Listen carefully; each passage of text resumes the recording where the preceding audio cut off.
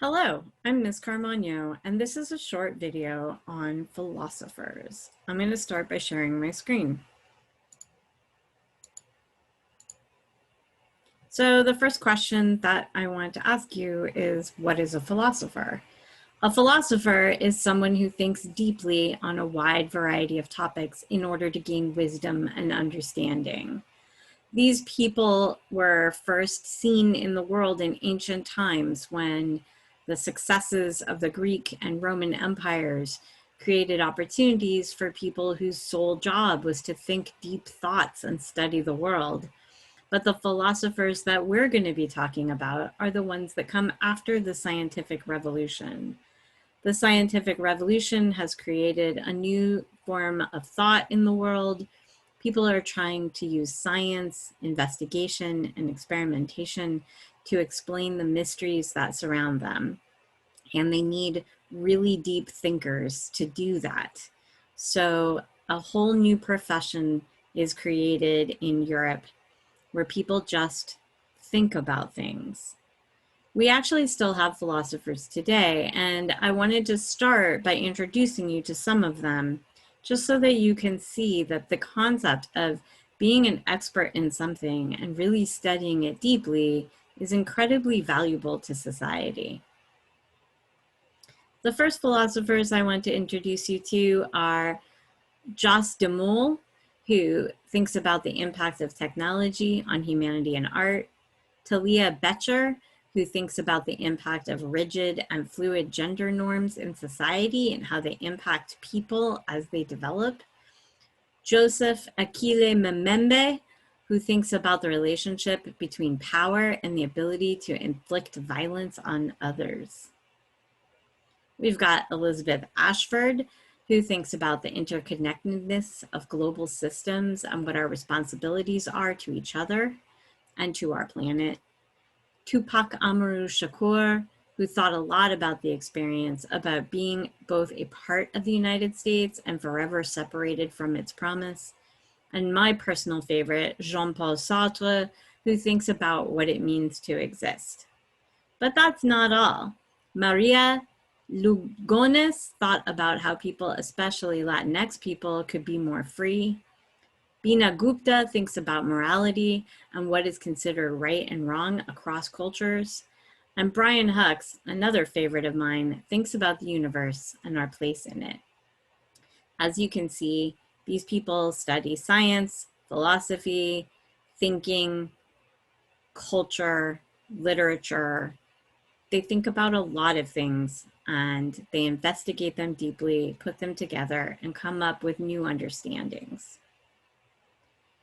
Now, we're going to be studying the Enlightenment philosophers.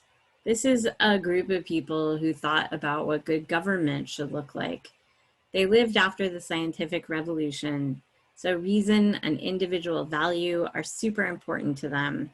These are two concepts that were developed during the scientific revolution, and these people have adopted them as their own.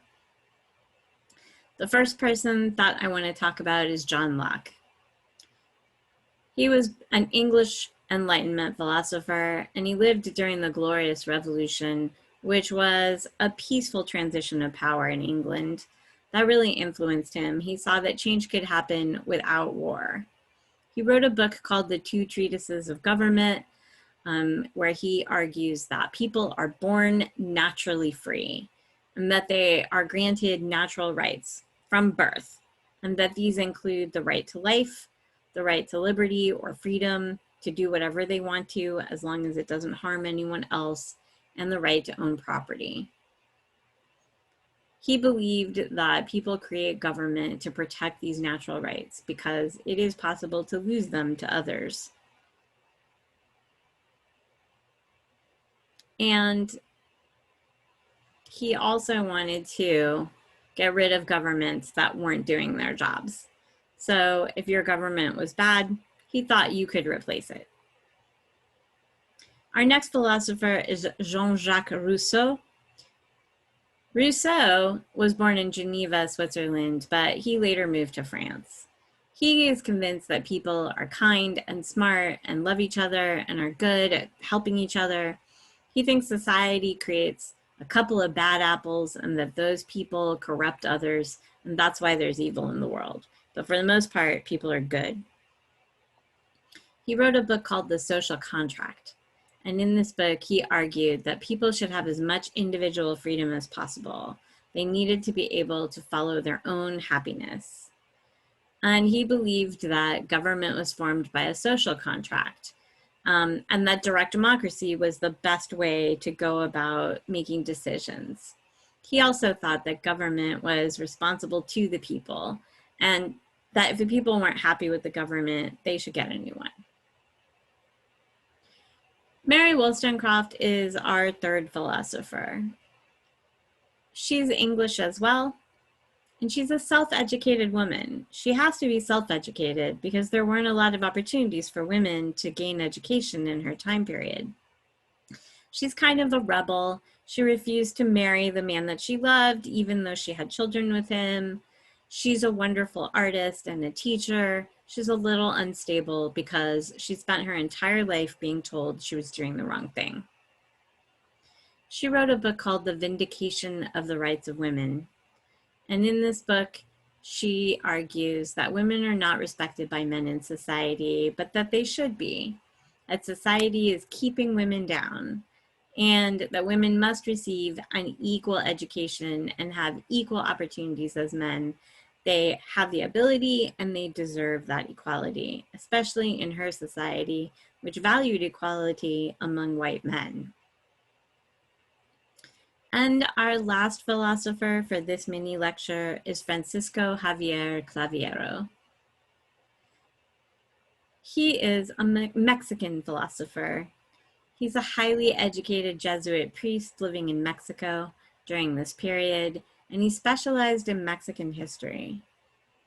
He wrote a book called The History of Mexico, and in it he argued that in the Americas, the people that were born to native communities and the people that lived in Mexico and the South American Spanish colonies, they were not less than Europeans. They were just as good as Europeans, just as smart and just as capable. His writing contributed to a more respectful view of people in the Americas. And it was definitely a challenge to the pervasive thought, which was that the best people came from Europe and everyone else was kind of second to that. That's our mini lecture on the philosophers of today and the ones that we're going to be focusing on in class. Thanks for watching. Have a good afternoon.